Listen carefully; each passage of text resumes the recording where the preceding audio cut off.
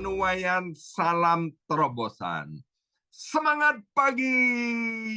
Semuanya semangat pagi. Apa kabarnya Bapak Ibu yang dicintai dan dikasihi oleh Tuhan? Ya, senang sekali hari ini hari Rabu tanggal 9 April 2025. Kita masih hidup dan kita boleh bersama-sama ada di dalam Tuhan ya. Nah, judul renungan pada hari ini adalah masa depan yang lebih baik. Bersama saya ucapkan 2 3 masa depan yang lebih baik. Bapak Ibu yang dikasihi oleh Tuhan, agar supaya masa depan kita lebih baik, maka kita harus bangkit dan bersinar. Bersama saya ucapkan bangkit dan bersinar. 2 3, bangkit dan bersinar. Bangkit berarti kita itu jangan terus-menerus tinggal di dalam kegagalan, di dalam luka atau maaf, di dalam kejatuhan. Waktu saya jatuh di dalam dosa beberapa tahun yang lalu, Bapak Ibu sekalian, kemudian anak perempuan saya, Kesia, waktu itu masih usia remaja, mendapatkan penglihatan. Dia bilang sama mamanya, "Mah, aku melihat papa itu sedang jatuh di jalan, ya. Dan kemudian banyak orang datang untuk menolongnya. Tapi papa tidak mau bangkit. Papa terus ada di jalan itu." Maka itu Bapak Ibu sekalian, setiap pagi saya bilang semangat, semangat, semangat. Artinya, mari Bapak Ibu sekalian, kita bersemangat, kita bangkit. Jangan tinggal di dalam kegagalan, jangan tinggal di dalam luka masa lalu, dan kita harus bangkit dari kejatuhan kita. Nah, bersinar berarti hidup memantulkan terang Kristus, memberi dampak dan menjadi berkat bagi orang lain, menjadi berkat bagi orang di sekitar kita. Dan percayalah Bapak Ibu sekalian, masa depan kita lebih baik. Itu karena memang janji Tuhan bahwa bersama-sama dengan Tuhan kita akan melakukan perkara-perkara yang besar. Masa depan bukan sekedar lanjutan dari masa lalu, ya. Tapi masa depan itu adalah perubahan besar menuju rencananya. Ingat, jalan hidup orang benar itu seperti cahaya fajar pada pagi hari yang akan semakin terang hingga rembang tengah hari. Ya, Pendeta Dr. Samuel Kusuma seringkali berkata, luar biasa, dahsyat, dan ajaib. Itulah masa depan kita. Luar biasa, dahsyat, dan ajaib. Di media sosial, Bapak Ibu sekalian, kita sering melihat postingan yang bunyinya begini, glow up, bukan hanya soal penampilan, tapi soal hidup yang naik level. Ini benar, Bapak Ibu sekalian. Banyak orang sekarang ingin bangkit dan bersinar, entah dari trauma masa lalu, mungkin juga dari krisis keuangan, atau ada luka-luka dalam hubungan orang tua, anak, menantu, mertua, atau suami dan istri di dalam keluarga, atau mungkin juga mengalami trauma secara rohani sehingga burn out, ya. Burn out itu apa ya? Udah mati apinya. Tapi sayangnya banyak yang cuman bergantung kepada kekuatan sendiri, ya. Nah, Bapak Ibu sekalian, Allah Roh Kudus itu adalah Allah yang disebut sebagai penolong. Waktu kita memakai kekuatan sendiri, memang bisa cepat naik, tapi turun lagi seperti yo-yo. Ya, jadi kalau ada orang Kristen itu kadang on fire, kemudian kadang loyo lagi, itu karena dia menggunakan kekuatannya sendiri, tidak memakai kekuatan yang Tuhan berikan melalui Allah Roh Kudus. Pertanyaannya, bagaimana kita ini bisa sungguh-sungguh bangkit dan bersinar? Bukan hanya sekedar penampilan di luar, bukan hanya kelihatan baik di luar, tapi benar-benar berubah dari dalam.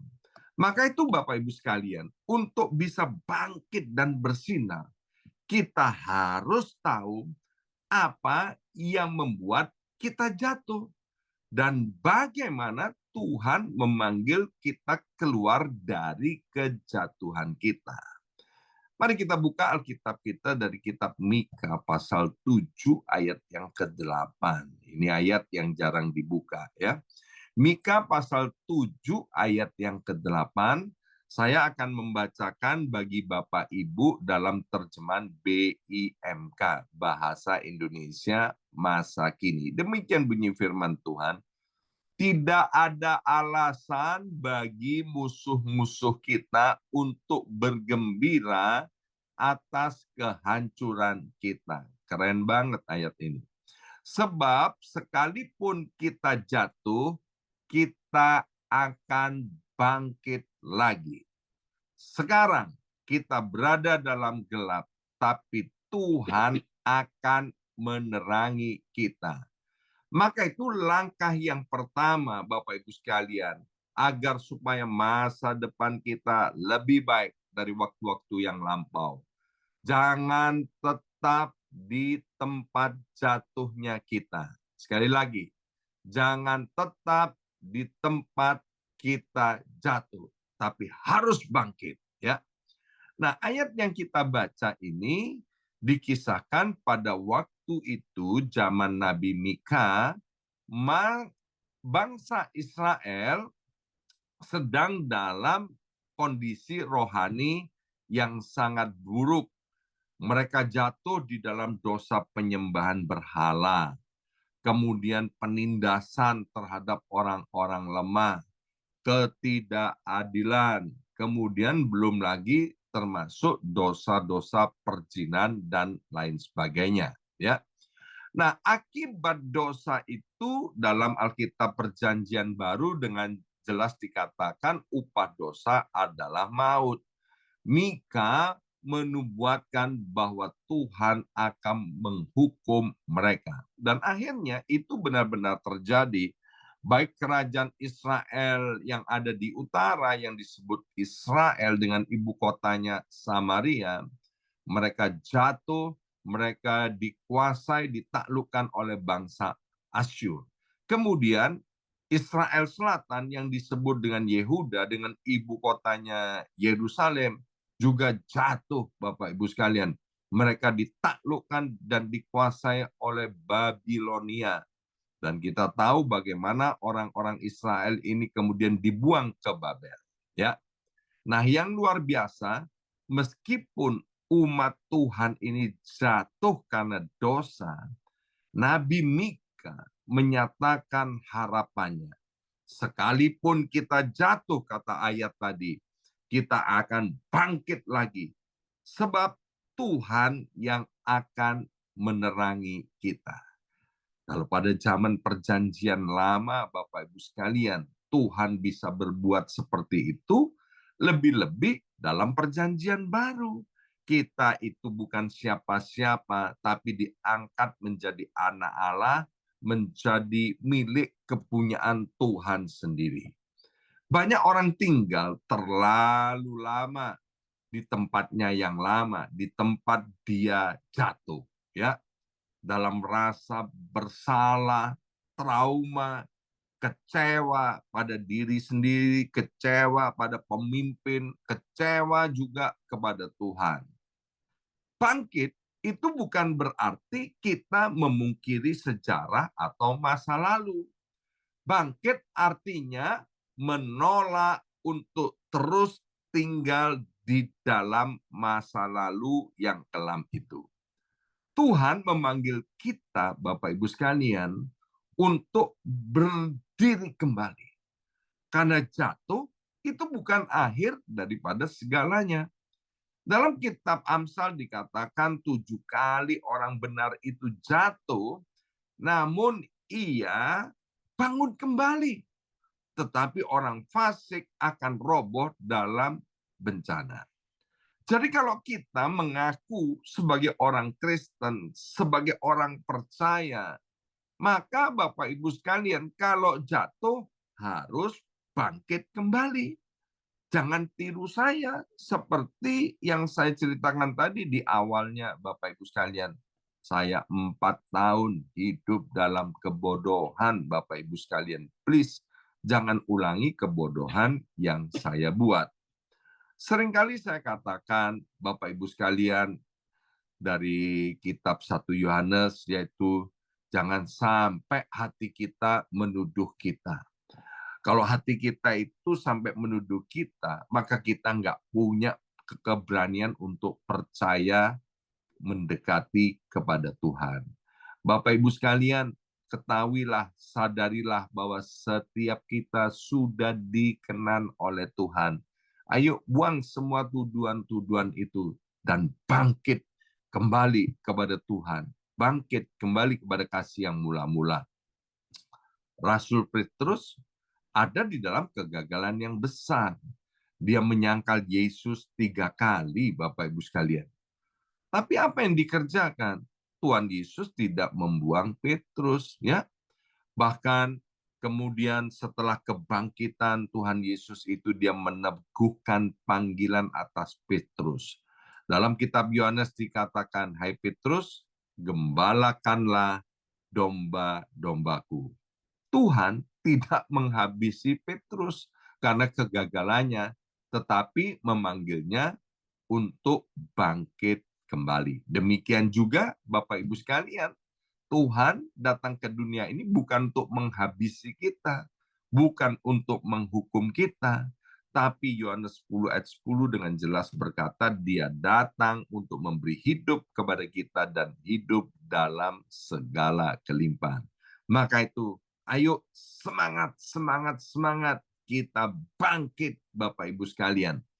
Tuhan tidak menilai dari masa lalu kita, tapi dari respon kita saat Tuhan datang untuk membangkitkan kita kembali. Ini butuh respon daripada kita.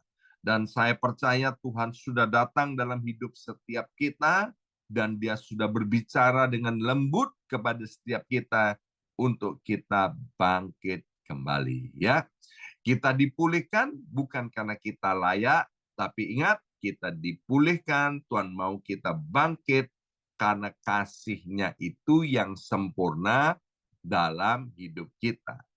Yang kedua, mari kita lihat dari Yesaya 60 ayat yang pertama. Yesaya 60 ayat yang pertama.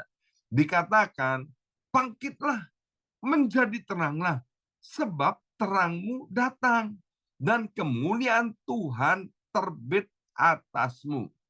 Jadi yang kedua, Bapak Ibu sekalian, bersinar. Bukan sekedar bertahan. Sekali lagi, yang kedua, agar masa depan kita jauh lebih baik, kita harus bersinar. Bukan sekedar bertahan.